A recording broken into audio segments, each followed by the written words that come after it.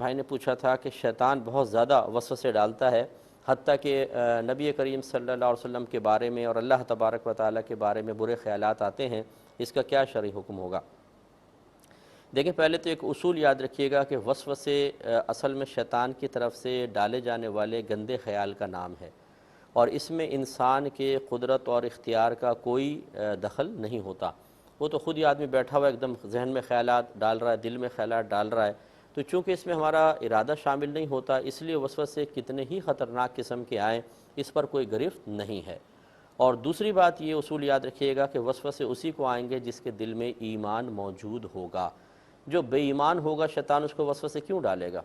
تو یہی وجہ ہے کہ جب صحابہ کرام علیہم رضوان نے نبی کریم صلی اللہ علیہ وسلم کی بارگاہ میں حاضر ہو کر عرض کی کہ یا رسول اللہ صلی اللہ علیہ وسلم، بعض اوقات ہمیں اس قسم کے خیالات آتے ہیں جن کو ہم اتنا بڑا یا اتنا برا سمجھتے ہیں کہ ان خیالات کے آنے سے بہتر یہ سمجھتے ہیں کہ کوئی ہمیں آسمان سے زمین پر گرا دے۔ تو رحمت کونین صلی اللہ علیہ وسلم نے ارشاد فرمایا کہ واقعی ایسا ہے؟ عرضی کہ جی ہاں۔ فرمایا تو یہ تمہارے ایمان کی علامت ہے۔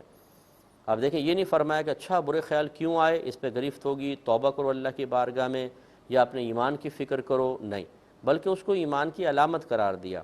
تو یہ اچھی طرح یاد رکھیں کہ وسوسہ آنا کوئی برا نہیں ہوتا، اللہ کے بارے میں بھی آ سکتا ہے، سرکار کے بارے میں آ سکتا ہے، اور یہ آپ کے ایمان کی علامت ہے۔ ہاں، یہ ضرور ہے کہ اس کی طرف سے مکمل بے پرواہی بھی اختیار نہ کریں۔ وسوسے اسی شخص کو آتے ہیں جس کا ذہن فارغ ہوتا ہے، جس نے صحیح دین نہیں سیکھا ہوتا، جس کی صحبت نیک نہیں ہوتی، جو نیک اعمال کا ارتکاب نہیں کرتا، جو گناہوں سے اجتناب نہیں کرتا ہے، جو برے خیالات، خراب قسم کے خیالات ذہن میں اور فضول خیالات آنے دیتا ہے، تو پھر وہ یقینی سی بات ہے کہ نفس و شیطان کے لیے اس کو گھیرنا بہت آسان ہے۔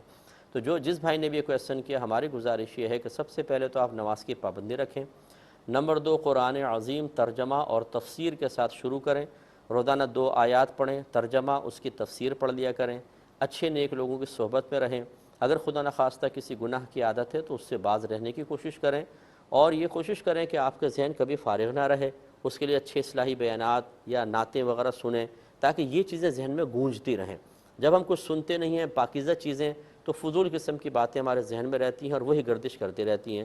جیسے کوئی اگر گانا سن لے، کوئی میوزک سن لے، تو جہاں جاتا رہے گا نا، غیر ارادی طور پہ وہ میوزک اور گانا اس کے ذہن میں گونجتا رہے گا، چلتا رہے گا۔ اس کے برعکس اگر وہ اصلاحی بات سنے یا نعت وغیرہ سنیں تو یہی اس کے ذہن کے اندر گردش کرتی رہے گی۔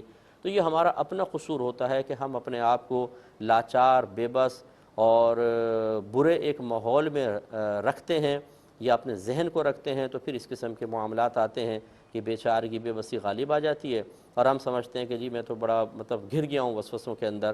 تو بھئی تدارک بھی تو کریں۔ اگر آپ دھوپ میں ہیں تو سائے میں آئیں، پانی میں ہیں اور سوکھنا چاہتے ہیں تو پانی سے باہر نکل کے کھڑے ہوں تو کپڑے سوکھ جائیں گے، لیکن ہم پانی میں کھڑے رہ کر چاہتے ہیں کہ کپڑے گیلے نہ ہوں، اور دھوپ میں کھڑے ہو کر چاہتے ہیں کہ ہمیں گرمی محسوس نہ ہو۔ ایسا نہیں ہو سکتا۔ تو یہ عملی قدم اٹھائیے، انشاءاللہ اللہ تعالیٰ بڑا آپ پر کرم فرمائے گا۔